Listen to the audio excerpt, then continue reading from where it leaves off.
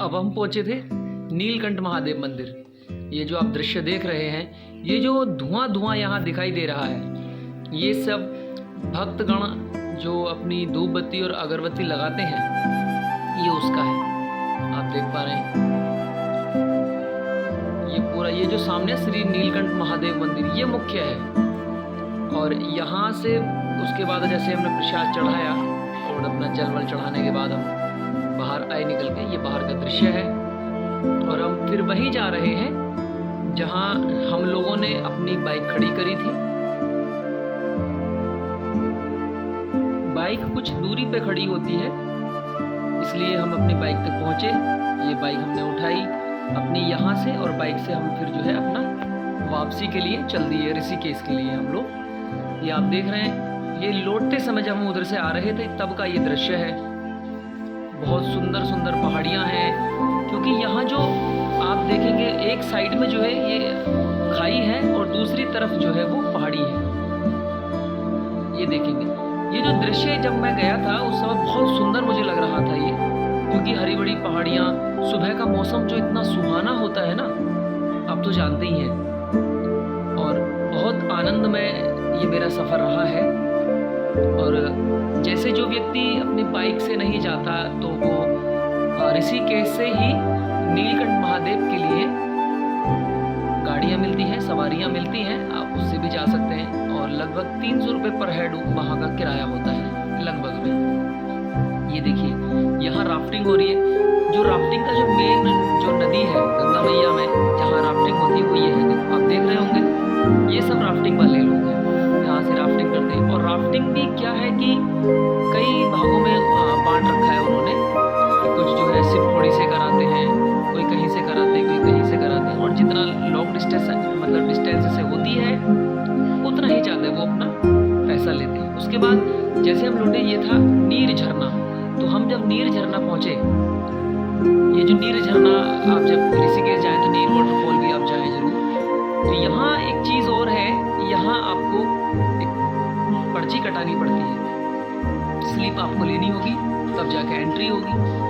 और उसमें भी जो है इंडियन जो है उनकी अलग है, जो फॉरेनर आते हैं उनके प्राइस थोड़े हाई हैं।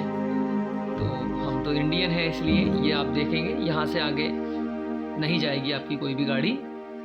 यहाँ हमने क्या किया, अपनी बाइक को साइड से लगाया। वो पहले ही रोक लेते हैं कि भाई इससे आगे नहीं ले जा सकते आप पहले पास लो, पर्ची कटाओ।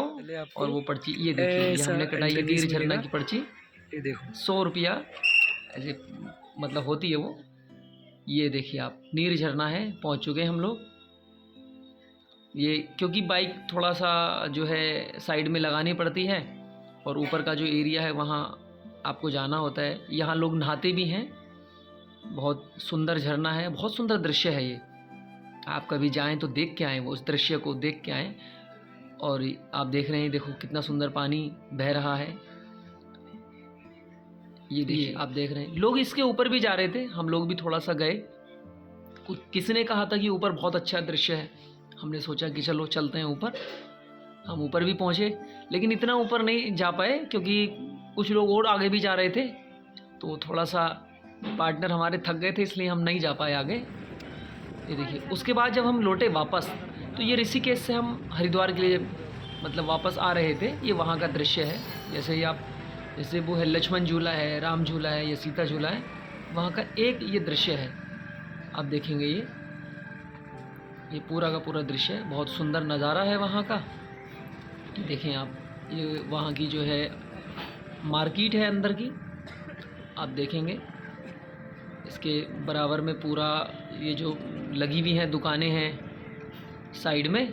यहाँ से हमने छोटी छोटी कुछ 2-3 चीज़ें भी परचेज़ करी थी बाइक लगाने के बाद। साइड से लगाई हमने बाइक, कुछ ख़रीदा। प्लान तो ये था हमारा कि हम दूसरे रास्ते से निकले, क्योंकि हम जैसे राम झूला से चढ़े थे तो लक्ष्मण झूला पे जाके हम निकले, लेकिन वो बैंड लगा रखा था। पुलिस वालों ने मना किया था कि आप इधर से नहीं जाएंगे, क्योंकि भीड़ कुछ ज़्यादा थी, तो इसलिए बाइक वाले को मना कर रहे थे वो लोग। फिर हम बीच रास्ते में से ही वापस हो गए थे। साइड में बाइक खड़ी करी, सामने आया गीता भवन, बहुत बड़ा भवन है। ये देखिए, ये गंगा मैया का दृश्य, कितना सुंदर नज़ारा है। यहाँ बैठ के मैं थोड़ी देर बैठा और मैंने यहाँ मेडिटेशन किया थोड़ा सा, मुझे बहुत अच्छा लगा। बहुत सुंदर दृश्य है, क्योंकि शाम का दृश्य है तो बड़ा मनमोहक और बहुत ही अच्छा। और स्पीड भी आप देख रहे हैं गंगा मैया के जल की। और ये जो जल है ना यहाँ इतना सुंदर और इतना साफ है, इतना स्वच्छ है, बहुत बढ़िया करके देखें आप, कितना सुंदर दृश्य है।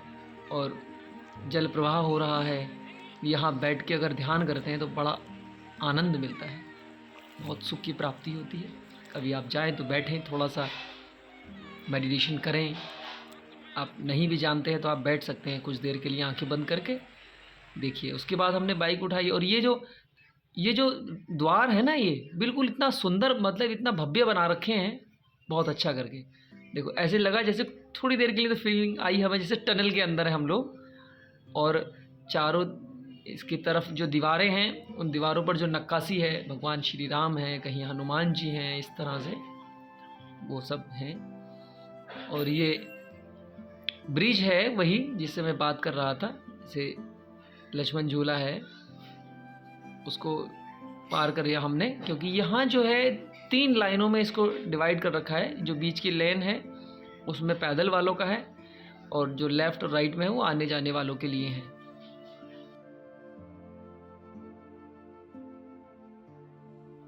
बहुत सुंदर दृश्य और बहुत अच्छा अद्भुत नज़ारा। मन बहुत ज़्यादा शांत हो जाता है जब ऐसी नगरी में आप जाते हैं। और वैसे भी ऋषिकेश तो एक योग नगरी के नाम से भी प्रसिद्ध है, देव की नगरी भी कहा जाता है ऋषिकेश को। और यहाँ बहुत बहुत दूर से फॉरेनर भी आते हैं ध्यान सीखने के लिए, योग सीखने के लिए, बहुत सारी चीज़ें यहाँ पर होती हैं। यदि आप अभी तक नहीं गए हैं तो आप इस नगरी में एक बार जाएं, ऋषिकेश घूम के आएँ, मैं तो यही कहूँगा। और उसके बाद जब ये ब्रिज समाप्त हुआ, ये देखिए, और हम जब आगे पहुँचे तो देखो फिर अभी जो है कितना सुंदर आप देख रहे होंगे नज़ारा है। ये मार्केट है सामने, और कितना सुंदर भव्य एक प्रतिमा है, देखें आप, भगवान श्री राम के दरबार की है ये जैसे ही हम नीचे उतरे, अब उसके बाद हम जो पहुँचे थे सीधा, हम लोगों ने प्लान भी बनाया था। हरिद्वार या ऋषिकेश जाते हैं और शांति कुंज नहीं जाते हैं तो ये बड़ा अधूरा सा लगता है। तो ये जो अंदर का दृश्य आप देख पा रहे हैं ये शांति कुंज का है। यहाँ विभिन्न प्रकार की फुलवाड़ियाँ, वनस्पतियाँ और औषधियाँ हैं। और मुझे जो है औषधियों से बहुत लगाव भी है। तो पहले तो मैं ये बाहर का देखो आप, कितने सुंदर सुंदर पुष्प हैं। मैं फिर जहाँ पर इनकी जो औषधियाँ हैं उस औषधालय में भी गया। वहाँ मैंने विभिन्न प्रकार की औषधियाँ जिनको मैं नाम से जानता था लेकिन मुझे उनकी पहचान भी नहीं थी, मैं वहाँ भी गया, उन सारी चीज़ों को भी देखा मैंने। तो यहाँ जैसे कोई पौधा या कोई पेड़ या कोई औषधि का जो भी है उसके सामने उसका नाम ज़रूर लिखा मिलता है। ये बहुत अच्छी बात यहाँ की है। सामने आप देख पा रहे हैं वो औषधालय है, मैं अब सीधा वहीं जाऊँगा। और यहाँ पर लिखा भी है कि फूलों को खिलने दें। तो ये सामने आप देख रहे हैं यहाँ भंडार गृह है, यहाँ भंडारा चलता है।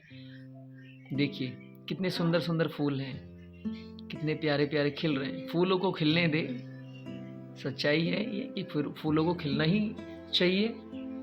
देखिए कुछ फूल तो मैंने कुछ ऐसे थे यहाँ की जो मैं पहली बार मैंने देखे हैं। ये देखिए ये एक्यूपंक्चर जो होता है या एक्यूप्रेशर, ये एक्यूप्रेशर का पैड है नीचे। आप नंगे पैर चलेंगे तो आपको समझ में आएगा। सारे के सारे शरीर के जो पॉइंट्स हैं वो सब पैर के तलवों में और हाथों में होते हैं ना। तो जो एक्यूप्रेशर वाले ही इन चीज़ों को ज़्यादा जानते हैं, मतलब तो आप नंगे पैर यहाँ टहल सकते हैं।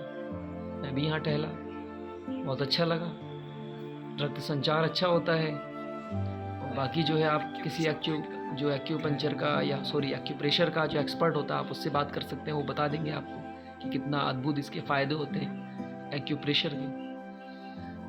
औषधालय ये पूरा का पूरा जो है एरिया है, ये लिखा है शांति रिद्धिमा देवालय वनस्पति। मैं इसके अंदर प्रवेश करेंगे और इसके अंदर जो है विभिन्न प्रकार की मैं आपको कुछ औषधियाँ जो पौधों के रूप में है वो उनको मैं आपको झलक दिखाऊंगा। अभी देखिए ये मेरे जीवन का जो शांति कुंज जाने का जो उद्देश्य था वो यही था कि मैं वहाँ जाऊँ, क्योंकि मैं गया कई बार हूँ, लेकिन मुझे औषधालय के बारे में, जहाँ ये वनस्पतियाँ थीं, वहाँ के बारे में नहीं पता था। ये राशि वाटिका है। हर वृक्ष का, हर राशि के अनुसार यहाँ पौधे हैं कि कौन सी राशि का कौन सा पौधा है, ये सब यहाँ पर लिखा हुआ है। शमी का पौधा किस राशि के लिए है, कुश का पौधा केतु का होता है, पीपल का पौधा मतलब किस उसका, देखो ये गुरु का लिखा है यहाँ, और ये जो है श्वेत अशोक है या श्वेत अर्क, सॉरी, ये शमी जो है देखो शनि का है। और ये मतलब कौन सा वृक्ष जो है कौन सी राशि का प्रभाव करता है, ये उसका है। उसके बाद हम सीधे फिर पहुँचे हरिद्वार। फिलहाल ये हरिद्वार माता गंगा है, ये हरिद्वार का दृश्य है। आप देखें कितना सुंदर नज़ारा, कितना अद्भुत दृश्य है। माँ गंगा बह रही हैं और हम लोग इसमें अब स्नान करेंगे। उसके बाद फिर जो है अपने घर चलेंगे। स्नान के बाद